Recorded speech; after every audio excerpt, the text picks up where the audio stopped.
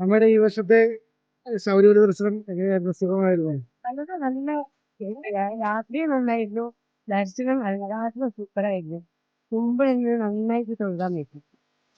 പിന്നെ ഞങ്ങള് പൂവുള്ള അഭിഷേകം കൂടി ചെയ്തിരുന്നു. അതാണ് അപ്പോഴും നന്നായിട്ട് മുമ്പ് നിന്ന് തൊഴാൻ പറ്റും. നല്ല ദർശനമായിരുന്നു. ഞങ്ങൾ പോയ ദിവസം തിരക്ക് കമ്മിയായിരിക്കും. എത്രാമത്തെ തവണയാണ് ശബരിമല ദർശനം നടത്തുന്നത്? 16 കഴിഞ്ഞു. 16 കഴിഞ്ഞു. 16 മല ചവിട്ടി. 16 മല ഈ ഡിസംബറില് പോണത്. അതല്ലാതെ ജൂൺ മാസത്തില് ഞാൻ ഹസ്ബൻഡ് കൂടിയിട്ട് എല്ലാ വർഷവും പോകും. അത് പോയിരുന്നു. ശബരിമല യാത്രയെക്കുറിച്ചും കലിയുഗവരദനായ അയ്യപ്പസ്വാമിയുടെ അനുഗ്രഹത്തെക്കുറിച്ചും അമ്മയ്ക്ക് ഭക്തജനങ്ങളോട് എന്താണ് പറയാനുള്ളത്? ജനങ്ങളോട് പറയാൻ പറ്റുന്നത് ജനം ഇത് തിരക്ക് കൂട്ടങ്ങൾ വന്നുകൊണ്ടിരിക്കുന്നു നിർത്തുന്നു. തിക്കി തിരക്കാതെ ഒന്ന് ശ്രദ്ധിച്ച് പോയാൽ എല്ലാവർക്കും നല്ല ദർശനം കിട്ടും. ഇപ്പൊ ആൾക്കാർ തിക്കി തിരക്കിട്ടാകുമ്പോൾ വയസ്സായവർക്കും കുട്ടികൾക്കും വലിയ പ്രയാസമാണ്. അത് ആവശ്യമില്ലാതെ നോക്കിയാൽ മതി. പിന്നെ മണിക്കട്ടാൻ പറയുമ്പോൾ അവിടെ ഒരു അടിപ്പുതിയുണ്ട്. അത് ആവശ്യമില്ലാത്തതാണ്. അങ്ങനെ പിന്നെ ഭക്തിയോടുകൂടി പോയാൽ ഭഗവാനെ കാണാൻ നന്നായിട്ട് ദർശനം കിട്ടും. തീർച്ചയാണ്. ഇതിന്റെ അവസ്ഥയാണ്. നിങ്ങൾ ഗുരുവായൂരിന്ന് മാറി നിന്നപ്പോ എന്തെങ്കിലും ഒരു പ്രത്യേകത തോന്നിയാ? അമ്മയ്ക്ക് ഇവിടുന്ന് മാറി നിന്നപ്പോ എന്തെങ്കിലും? ഞാൻ മാറി നിൽക്കാൻ പറഞ്ഞാൽ ശബരിമലയ്ക്ക് പോയതാണ്. പക്ഷെ എന്റെ കൂടെ എപ്പോഴും ഇറങ്ങുന്നുണ്ട്. എപ്പോഴും ഉണ്ട്. ഇപ്പൊ അവനെ അവിടെ വെച്ചിട്ട് വന്നാലും എന്റെ മനസ്സ് മുഴുവൻ അവന്റെ കൂടെ തന്നെയുണ്ട്. അപ്പൊ എനിക്ക് വിട്ട് നിൽക്കണ്ടായിരുന്ന ഒരു ഇത് തോന്നലുണ്ടായില്ല. ഗുരുവായൂരത്തിനെ വിട്ട് ഞാൻ ഏത് നേരം മന്ത്രം മനസ്സിൽ ഇങ്ങനെ ചൊല്ലിക്കൊണ്ടേ ഇരിക്കാന്ന്. ഒരു നേരം കുടുങ്ങില്ല. പിന്നെ ഉറക്കം ചെന്നതും കുട്ടികൾക്ക് നാമദേവം പറഞ്ഞു കൊടുക്കുന്നതൊക്കെ വേറെ. മനസ്സിന് ഏത് നേരം മണിയടിക്കുന്ന പോലെ ഉണ്ട്. ഭഗവാൻ എന്റെ കൂടെ തന്നെ ഉണ്ട്. അപ്പൊ അത് കാരണം അതുകൊണ്ടല്ലേ എനിക്ക് ദർശനം നല്ല സുഖമായിട്ട് കിട്ടിയത്. ഞാൻ മാറി നിൽക്കാൻ എവിടെ ചെന്നാലും മാറി നിൽക്കാൻ എനിക്ക് തോന്നിയിട്ടില്ല. അമ്മ എങ്ങനെയാണ് ശബരിമല എടുത്തിരുന്ന ഭക്തജനങ്ങൾക്കെന്ന് പറഞ്ഞ് മനസ്സിലാക്കി കൊടുക്കുന്നത്? ശബരിമലയ്ക്ക് പോകുന്ന വെറുതെ എടുക്കല് ഞാൻ കാർത്തിക 1 എനിക്ക് അത്യാവശ്യമാണ് നിത്യപ്പെട്ടു. അപ്പൊ അത് 41, 48 എന്നൊക്കെ പറയും. ഞാന് പിന്നെ കാർത്തിക മാസം ഇട്ട് കഴിഞ്ഞാല് പൊതുവെ ജനുവരി 15 പതിക്ക് ആ വ്രതത്തിൽ ഇരിക്കാറുണ്ട്. വീട്ടിലുള്ളപ്പോൾ ശരി ആ കംപ്ലീറ്റ് ആ 2 മാസം പുരോണിക്കും.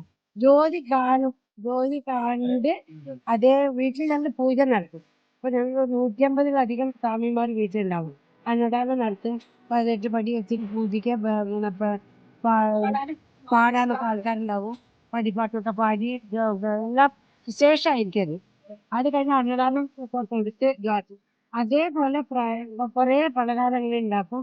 ജ്യോതി എന്നിട്ട് ഭഗവാന്റെ ജ്യോതി കാണുന്ന മുമ്പ് ഭഗവാന്റെ പൂജാറിന്റെ ഒക്കെ വെക്കും. ജ്യോതി കണ്ട ഉടനെ ഞങ്ങൾ അവിടെ ദീപാരാധന ചെയ്യും. എന്നിട്ട് ഇത് എല്ലാവർക്കും കൊടുക്കും.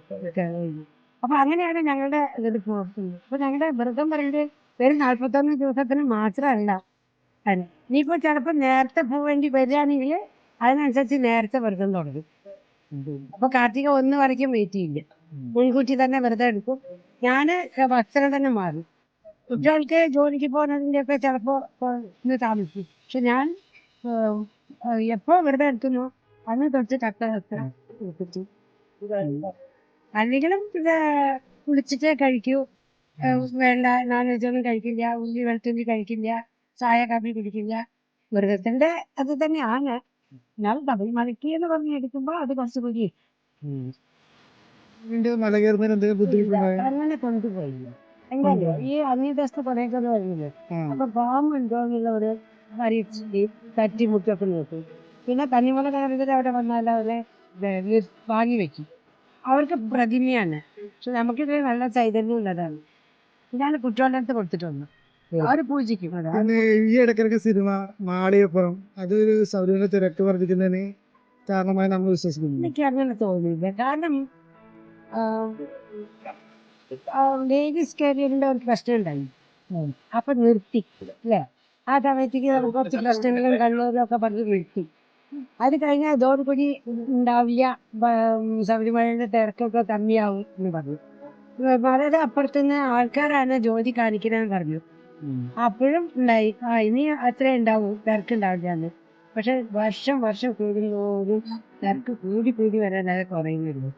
അതേപോലെ തന്നെ പിന്നെ മാളികപ്പുറം സിനിമയോണ്ട് അല്ല, പ്രളയം ഉണ്ടായിട്ട് ഒരു വർഷം നിർത്തി. ആർക്കും പോകാൻ പറ്റില്ല.